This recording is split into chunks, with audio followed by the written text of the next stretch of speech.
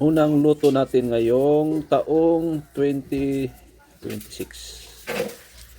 2026. Ayan, ikaskas natin sa borax para lalong kumintab. Lalo siyang kuminis. Pag ginaganon mo kasi yung ginto, kikinis at kikinis siya, kikintab siya. Kikintab at kikintab. Yun o. Ito is nanigas na borax. Tikin natin. Yung matanggal. Ayan.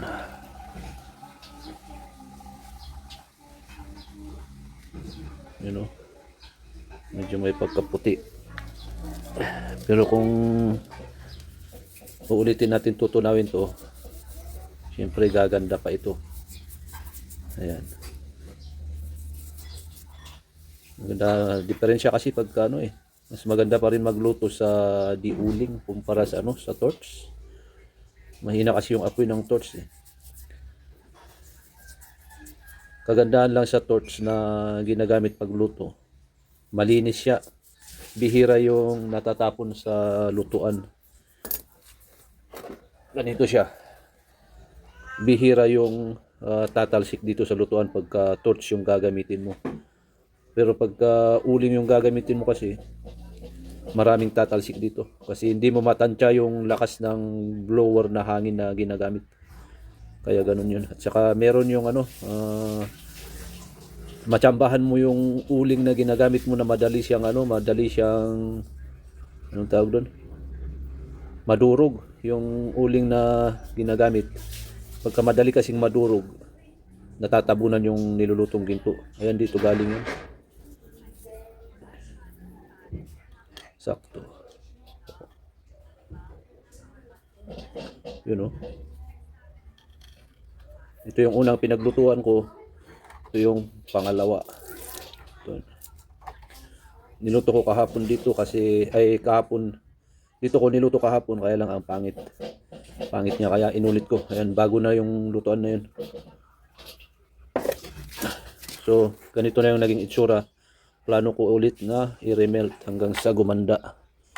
Kasi kung mapapansin nyo dito ay ito, may mga itim dito. Minsan kasi ito yung ito yung ginagawang dahilan ng mga buyer para baratin yung ginto mo eh. Ayan. So, presyo ng ginto nung huling nagbenta yung pinsan ko is 6,450. 6,450 nung yun, January 4 yata yun. So ito na yun. Ilang grams kaya ito? Medyo mabigat din eh.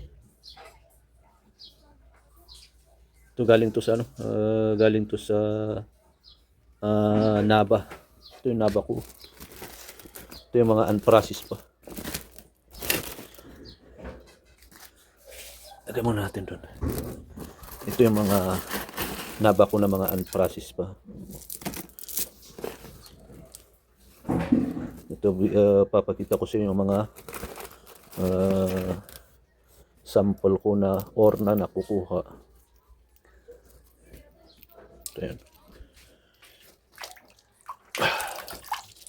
Ito yung tsura niya. Oh. Yan siya. Kung may mga pyrites, mas maganda.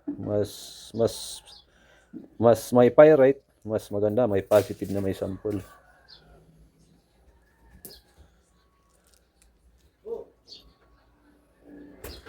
Gaya nito.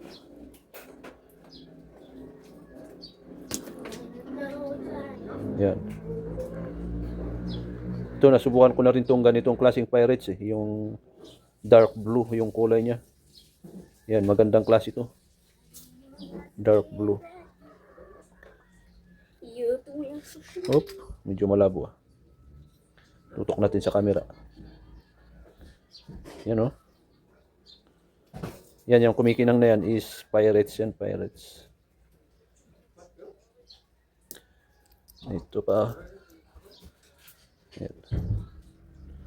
Ito kasi ano to, halo-halo na to. Hindi isang ano yan. Hindi isang bato yan.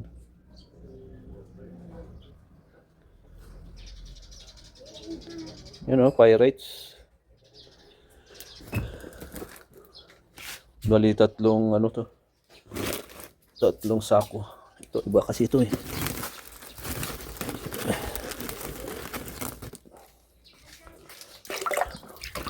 Sakali ngayong January mai-process natin to.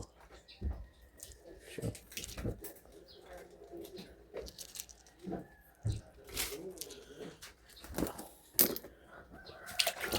ito yung mga ibang hindi ko nadurog. Ayan. Sila.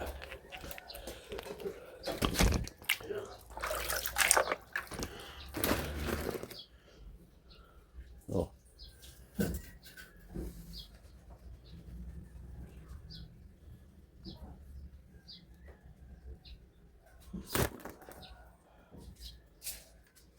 Ito lahat galing sa ano to?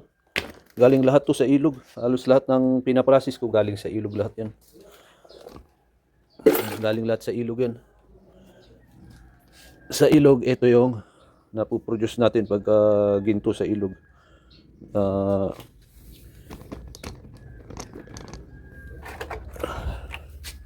Yan siya. So kung malapit kayo sa mga ilog nyo, try nyo din gawin yung ginagawa ko. Ayan, subukan nyo lang. Wala namang mawawala eh. Gayahin nyo lang yung mga nasa video ko.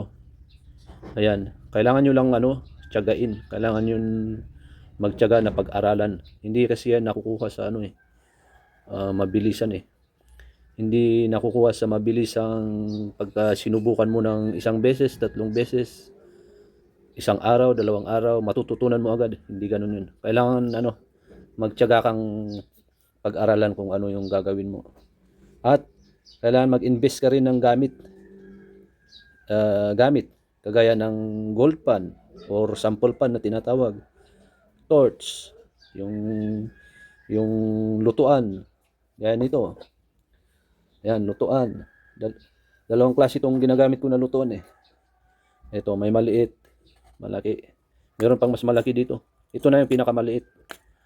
Saka borax, kailangan bumili ng borax. Yung nagtatanong about sa borax na ginagamit sa bakal. Hindi ko pa nasubukan yun eh, yung borax na ginagamit sa bakal. Hindi ko pa nasubukan yun.